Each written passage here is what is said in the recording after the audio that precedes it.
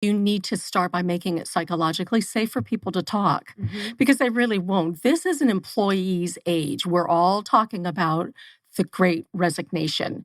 And I think one way to know whether or not you have a really good company culture is to watch your numbers. People might smile while you walk in the room, but I think there's one thing that I see a little bit differently than Larry, or see in addition to what Larry said, and that is that your numbers, if you're paying attention to them, are going to tell you a lot.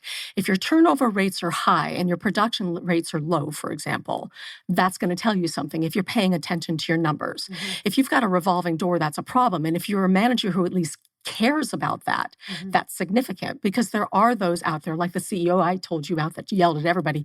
He had a terrible culture, but he didn't really care. Mm-hmm. You have to care. So to get that conversation going, and turnover numbers are just one factor. Mm-hmm. Production numbers are just one factor. There are a lot of other formulas that we can look at. And if anybody needs those resources, like how to actually get those formulas, those calculations, I'm happy to share them, because they're not mine. I didn't write them, so I'm happy to share them if anybody wants to reach out to me. But I think that you do need to ask people, you need to talk to them, and you need to do it in a way that makes it psychologically safe. Mm-hmm. Because people are ghosting companies. Like, they come in for an interview and then they never show up again, or they accept the job, train a week or two, and disappear. Mm-hmm. Or maybe they're even there for a few months and then disappear.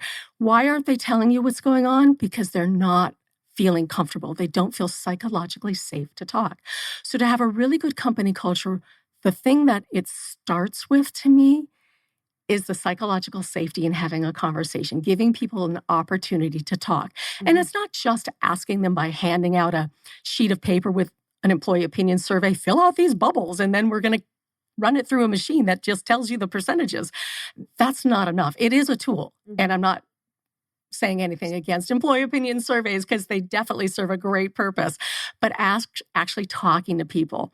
And that's one of the benefits of the company culture game. It was designed for that very purpose, not only to get people to have fun while they play the game and to talk about the things that they see on the cards, but to also see what it's like to be in other people's shoes. And then it's a very purpose-driven game where the outcome of it is to talk about the things that you've discovered in your conversations of the game, and then to create initiatives for the organization moving forward.